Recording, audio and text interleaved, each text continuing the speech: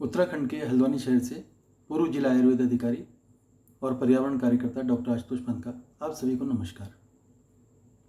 पिछले लगभग 1.5 महीने से उत्तराखंड के जंगल धू धू कर जल रहे हैं।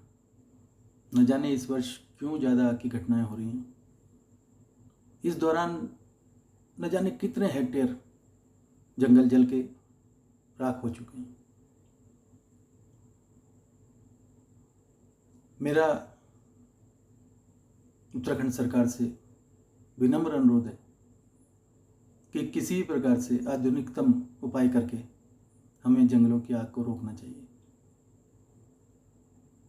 यह समीक्षा बाद में की जा सकती है कि जंगल में आग लगने के कारण क्या हैं और इसका स्थायी समाधान क्या हो सकता है अगले वर्षों के लिए। लेकिन फिलहाल तात्कालिक तौर पे बड़े उपाय करने की ज़रूरत है। किसी पर भी तोहमत लगा देना बड़ा आसान होता है कि आग नहीं बुझाई जा रही है, लेकिन प्रैक्टिकली जिन्होंने इस काम को किया है वही जान सकते हैं कि पहाड़ पर लगी हुई आग को नियंत्रित करना कितना मुश्किल होता है, और ख़ास तौर पर रात के वक्त में। मेरा सरकार से अनुरोध है कि अगर हम कृत्रिम वर्षा का सहारा लें तो निश्चित तौर पे हम प्रभावी ढंग से जंगलों की आग को रोक सकते हैं। मेरी बात से कुछ लोगों को मेरी बात हास्यास्पद लग रही होगी। ये उनकी नकारात्मक सोच हो सकती है, या हीन ग्रंथि, इन्फीरियरिटी कॉम्प्लेक्स कह सकते हैं इसे, कि अपने देश के वैज्ञानिकों पे, अपने देश की उपलब्धियों पे उन्हें भरोसा नहीं है। हमारा देश इस समय बहुत सक्षम है। हम क्लाउड सीडिंग भी करा सकते हैं, बादल पैदा करके कृत्रिम वर्षा कर सकते हैं। ये अब कोई बड़ी चीज़ नहीं रह गई। इससे पूर्व मैंने हेलीकॉप्टर से वनाग्नि नियंत्रण के लिए सुझाव दिए थे। मैं ये तो नहीं कह सकता हूँ कि मेरे सुझाव पर कार्रवाई हुई होगी, सरकार ने खुद ही निर्णय लिया होगा, परंतु जो भी निर्णय लिया अच्छा निर्णय लिया। बीच में हेलीकॉप्टर्स का उपयोग करके वनाग्नि नियंत्रण का प्रयास किया गया। लेकिन अगर हम हेलीकॉप्टर्स का उपयोग करते हैं तो हमें एक स्थान के लिए कम से कम 3 हेलीकॉप्टर्स की ज़रूरत पड़ेगी, क्योंकि एक हेलीकॉप्टर जलाशय से जब पानी लेके चलता है तो 700-800 लीटर पानी लेके चलता है, और मान लिया वो 20, 30, 40 किलोमीटर एरियल डिस्टेंस तय करके वनाग्नि प्रभावित क्षेत्र में पहुंचता है, तो वो एक छोटे से क्षेत्र में ही 700-800 लीटर पानी से आग बुझा पाएगा। उसे फिर दोबारा पानी लेने के लिए जाना होगा। इस प्रक्रिया में उसे कम से कम 25 से 30 मिनट, आधा घंटा, पौना घंटा तक लग सकता है। इतनी देर में वो आग फिर उतनी ही फैल जाती है। आपने देखा होगा कि अपने आसपास कहीं किसी जगह छोटी से एरिया में भी आग लगी होती है, और अगर हम 1 बाल्टी पानी वहाँ पर डालें और फिर नल में पानी भरने के लिए जाएं, तो 8-10 मिनट में जब हम दोबारा आएंगे तब तक वो आग फिर और फैल जाती है। अगर 4-5 लोग एक साथ 1-1 बाल्टी पानी डालें तो वो आग बहुत जल्दी नियंत्रित हो सकती है। ऐसा ही हेलीकॉप्टर्स के मामले में भी है। तो हेलीकॉप्टर्स का एक जेन्युइनली प्रयोग किया जा सकता है, लेकिन साथ साथ अगर हम क्लाउड सीडिंग या बादल पैदा करके कृत्रिम वर्षा करने पर जो इस प्रयोग को हम करें तो ज़्यादा प्रभावकारी होगा। सन 1940 में पहली बार अमेरिका में कृत्रिम वर्षा कराई गई थी।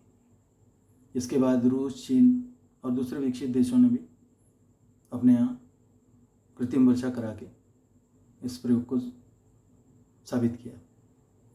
हमारे देश में सन 1981, 83, 84, 87 में तमिलनाडु में कृत्रिम वर्षा कराई गई थी, क्योंकि उस समय वहाँ बहुत सूखे की स्थिति थी। तो कृत्रिम वर्षा करके जलाशयों को भरा गया था। इसके बाद राजस्थान और गुजरात में भी कृत्रिम वर्षा कराई गई। 2003 और 2004 में कर्नाटक में भी कृत्रिम वर्षा करा के सूखे की स्थिति से निपटा गया था। इसके बाद भी हमारे देश में छिटपुट प्रयोग कृत्रिम वर्षा पर होते रहे हैं। हमारे देश की कई IIT ऐसी हैं जो इस मामले में सक्षम हैं कि वो कृत्रिम वर्षा करा सकती हैं। कानपुर IIT, चेन्नई IIT, इनसे तकनीकी जानकारी लेकर के हमारे राज्य की सरकार को पहाड़ी क्षेत्र में वनाग्नि प्रभावित क्षेत्रों के लिए कृत्रिम वर्षा करानी चाहिए। इसका कोई ऐसा दुष्प्रभाव नहीं है। ये बहुत नियंत्रित तरह से कराई जा सकती है, एक क्षेत्र विशेष में भी कराई जा सकती है। जैसे कि कुछ लोग कह सकते हैं कि अभी सऊदी अरब में बहुत बाढ़ आई और उसके लिए वो कृत्रिम वर्षा को जिम्मेदार ठहरा सकते हैं। पहली बात तो ऐसी कोई एविडेंस नहीं है कि वहाँ कृत्रिम वर्षा की वजह से बाढ़ आई। और बाढ़ तो अभी हाल में ही, अभी 2-4 दिन पहले अफ़गानिस्तान में भी आई है। अफ़गानिस्तान तो इतना सक्षम नहीं है कि वो कृत्रिम वर्षा करा सके, वहाँ तो खुद ही वर्षा हुई होगी। तो ये कहना गलत है कि ये अनियंत्रित हो जाती है। कृत्रिम वर्षा को हम पूरी तरह से नियंत्रित करके रख सकते हैं और इसके कोई बहुत ज़्यादा दुष्प्रभाव भी नहीं है। इसमें एयरक्राफ्ट के द्वारा बहुत ऊंचाई पर सिल्वर नाइट्रेट या पोटेशियम नाइट्रेट इनका छिड़काव किया जाता है हवाई जहाज के द्वारा, और ये इस प्रक्रिया में वहाँ पर बादल संघनित होकर ठंडे होकर के और बारिश का रूप ले लेते हैं। इसमें 60-70 हज़ार से लेके 1 लाख रुपए तक का प्रति वर्ग किलोमीटर का खर्चा आता है। ये खर्चा कोई बहुत ज़्यादा नहीं है। अगर देखा जाए तो 1 लाख रुपए प्रति वर्ग किलोमीटर अगर वर्षा का खर्चा आता है, कृत्रिम वर्षा का, तो आग के से हुए नुकसान की तुलना में ये कुछ भी नहीं है। अगर 1 वर्ग किलोमीटर जंगल जलता है तो कई करोड़ रुपए का वन संपदा का नुकसान है, और जीवों के जीवन का, पशु पक्षियों के जीवन का जो नुकसान है, उसको अगर देखा जाए तो 1 लाख रुपए इसके मुकाबले कुछ भी नहीं है। और ये 60-70 हज़ार से लेके 1 लाख रुपए तक का जो खर्चा आता है, इसका जो अंतर है, इसका कारण ये होता है कि अगर एयरक्राफ्ट चेन्नई से, बेंगलोर से दूर से आएगा तो उसका जो ईंधन का खर्चा होगा वो ज़्यादा होगा।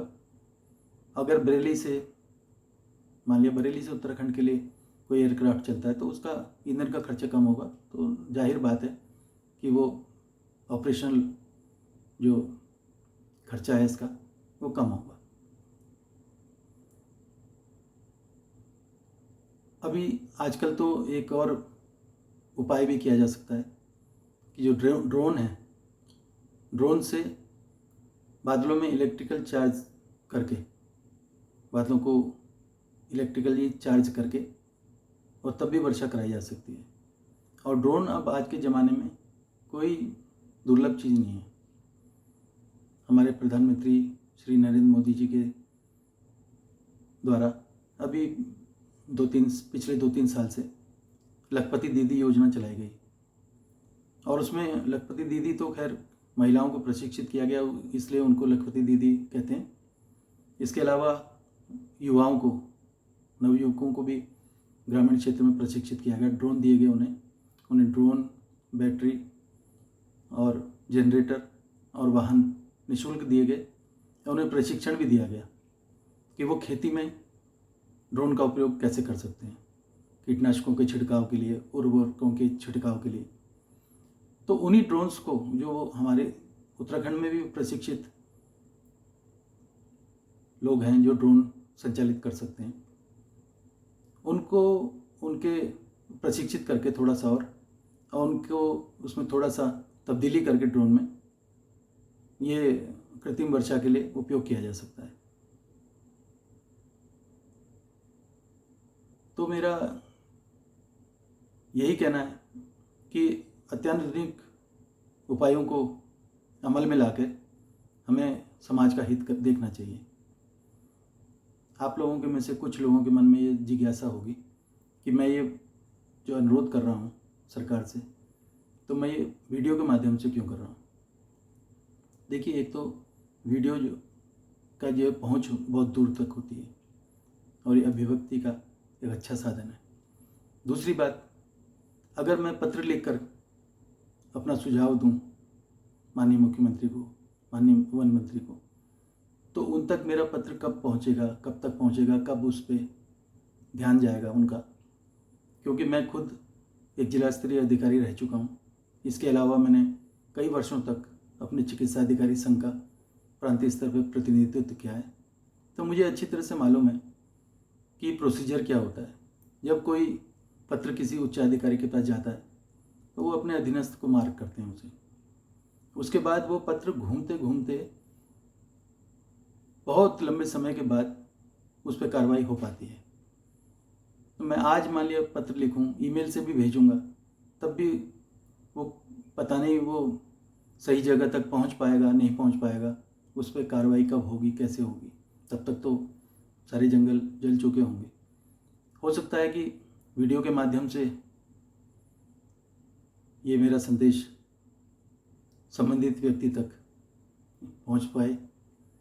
मेरा आप लोगों से भी अनुरोध है कि मैं आपसे इस वीडियो को लाइक करने के लिए या सब्सक्राइब करने के लिए बिल्कुल नहीं कह रहा हूँ। मैं आपसे केवल इतनी प्रार्थना कर रहा हूँ कि इसको फॉरवर्ड कीजिए आप अधिक से अधिक, ताकि ये संदेश हमारे राज्य के माननीय मुख्यमंत्री तक, माननीय वन मंत्री तक पहुंच सके, चीफ सेक्रेटरी तक पहुंच सके।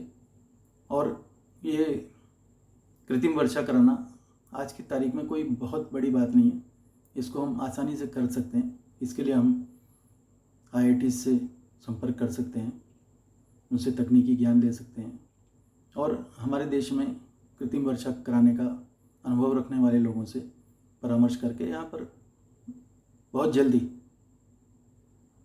इसका उपयोग किया जा सकता है। हमारे जंगल बच सकते हैं। उत्तराखंड की पहचान यहाँ के जंगल हैं, यहाँ की हरियाली है। अगर ये जंगल ही नहीं रहेंगे तो उत्तराखंड की पहचान कैसे बरकरार रहेगी। मेरी आप सभी लोगों से प्रार्थना है कि इसमें अधिक से अधिक अपना सहयोग करें और सरकार से मेरा विनम्र अनुरोध है कि आधुनिकतम उपाय करके जंगल की आग को बुझाया जाए।